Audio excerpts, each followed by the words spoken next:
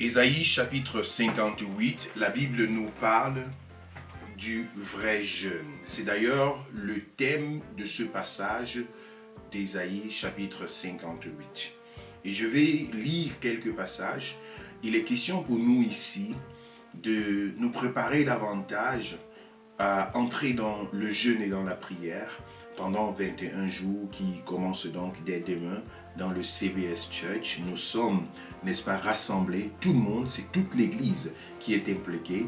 Nos assemblées du côté de Munich, avec le pasteur Cédric et toute l'équipe, nos bien-aimés qui sont en ligne et la communauté de Ingolstadt. Donc c'est tout le CBS qui est interpellé à pouvoir se rassembler autour de la présence de Dieu au pied du Seigneur pendant 21 jours. C'est donc une convocation solennelle au niveau de l'Église. Et nous bénissons le Seigneur parce que tout autre programme, toute autre, n'est-ce pas, initiative qui est attachée à l'Église s'arrête, fait une pause et s'aligne de façon 100% au programme de l'Église. Nous voulons aller dans une dimension du même esprit, de la même orientation et nous laisser conduire par ce que le Seigneur a pour la vie de chacun d'entre nous en tant que communauté.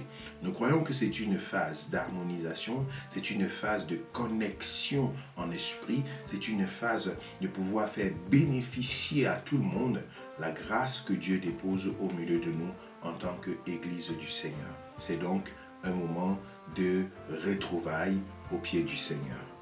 Nous en avons l'habitude, mais nous ne partons pas dans ce programme comme habituellement. Nous partons avec une attention, un rafraîchissement, une observation, une aspiration qui permet effectivement que nous soyons disposés devant le Seigneur pour recevoir ce qu'il a pour nous. Je voudrais donc aujourd'hui donner encore, ce sera un rafraîchissement pour plusieurs personnes en ce qui concerne cet enseignement, mais aussi un éclairage pour beaucoup. Il faut savoir ce que c'est que le jeûne, il faut savoir avec quelle attitude entrer dans le jeûne, il faut pouvoir, n'est-ce pas, être conscient de ce de quoi il s'agit pour mieux bénéficier de tout ce que le Seigneur a pour nous dans ce programme. Le jeûne, c'est un instrument important. Un instrument utile dans la vie du chrétien, un instrument qui consiste à pouvoir s'abstenir de certaines choses pour pouvoir créer du temps et le consacrer au Seigneur. Voilà ma définition du jeûne, c'est de s'abstenir de certaines choses pour pouvoir créer du temps afin de le consacrer au Seigneur.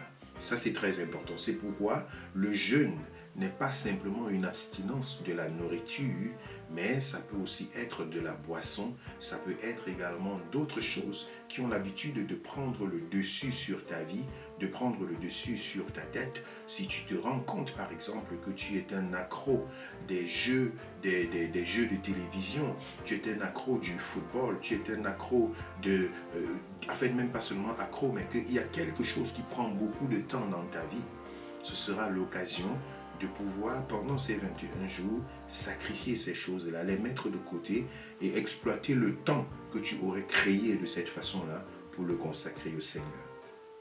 C'est ça l'essentiel que je traduis dans le sens du jeûne et de la prière. Mais bien sûr que la nourriture et la boisson a une partie très très importante dans le jeûne, dans cette phase de l'abstinence. Pourquoi? Parce que ce sont des choses qui nourrissent la chair et qui permettent, n'est-ce pas, très souvent que la chair soit en train de parler plus haut que l'esprit. Donc c'est une façon d'assujettir la chair. Lorsqu'il y a le désir, n'est-ce pas, qui est un désir de satisfaction alimentaire et que cela peut être privé, alors la chair est tenue je vais dire, est maîtrisée, est tenue en alerte pour pouvoir laisser l'Esprit de Dieu se manifester dans nos vies. Mais comme je viens de le dire au début, il y a beaucoup d'autres choses qui poussent parfois, qui peuvent parfois pousser ta chair à pouvoir se lever au-dessus de ton esprit. Il y a un jeûne que j'ai souvent eu l'habitude de pratiquer et qui a transformé ma vie de façon extraordinaire. Peut-être vous ne l'avez jamais entendu, mais c'est le jeûne de la parole.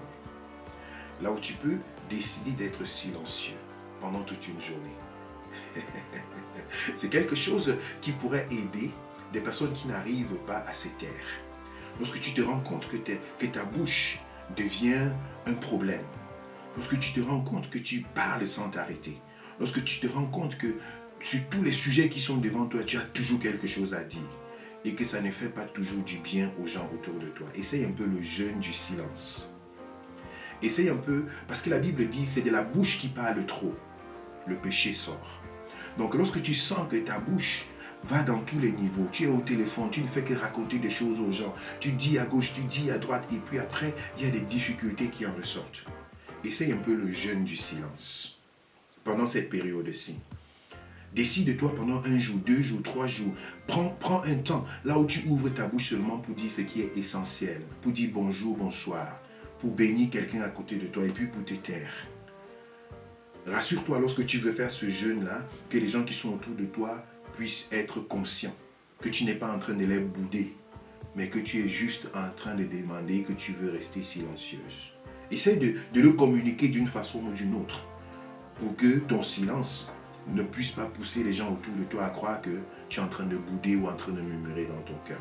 Et essaye cela. Si tu t'es rendu compte que tes paroles sont parfois blessantes, sont parfois attacatoires, que les gens interprètent parfois trop mal ce que tu dis, ainsi de suite, prends un peu du temps pour tenir ta langue en bride, pour la laisser se transformer, pour apprendre à tourner quelque chose dans ta tête 7 fois avant que ça ne sorte de ta bouche.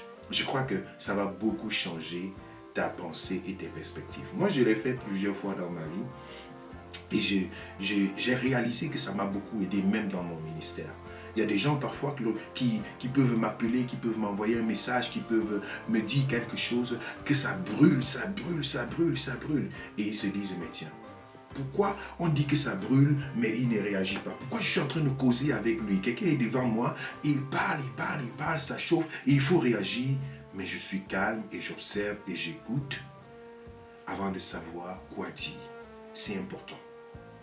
Parce que la langue a été quelque peu tenue en bride, a été saisie quelque part. Voilà ce que le jeûne peut apporter dans la vie de certaines personnes. Je crois que ça, c'est une dimension peut-être que beaucoup n'ont pas encore expérimenté, mais que dans lequel tu peux te lancer, n'est-ce pas, pendant ces 21 jours devant toi. Si tu te rends compte qu'il y a une relation, il y a un ami, il y a une amie, il y a des personnes autour de toi qui t'entraînent très souvent dans la discorde, dans des choses qui ne plaisent pas à Dieu. Fais un jeûne en coupant cette relation-là pour un temps. Abstiens-toi de cette relation-là pendant un temps. Dis-toi que tu te donnes 3 jours, 1 semaine sans causer avec ce genre de personnes. Pas parce que tu as quelque chose de mal contre eux, pas parce que non, prends juste du temps pour dire ça, je le mets de côté pendant un temps et essaye de voir ce que cela produit dans ta vie.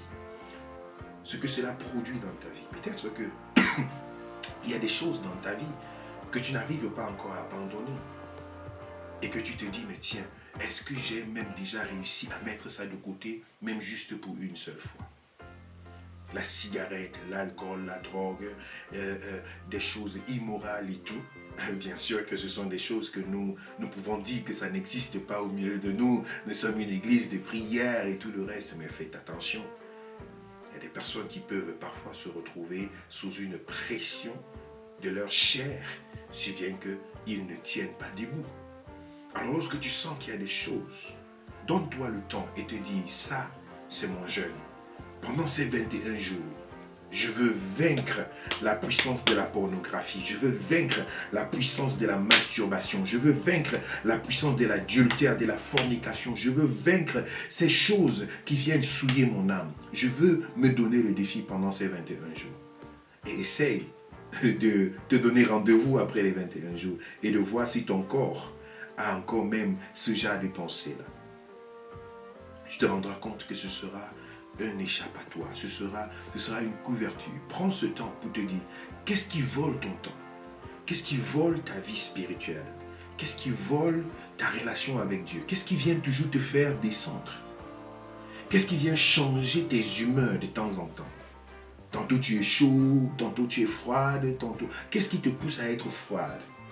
Qu'est-ce qui vient de temps en temps te mettre dans le découragement? Tu te décourages si bien que tu es prêt à tout abandonner autour de toi. Qu'est-ce qui provoque souvent cela? Essaye de localiser cette chose et décide de jeûner par rapport à cette chose-là.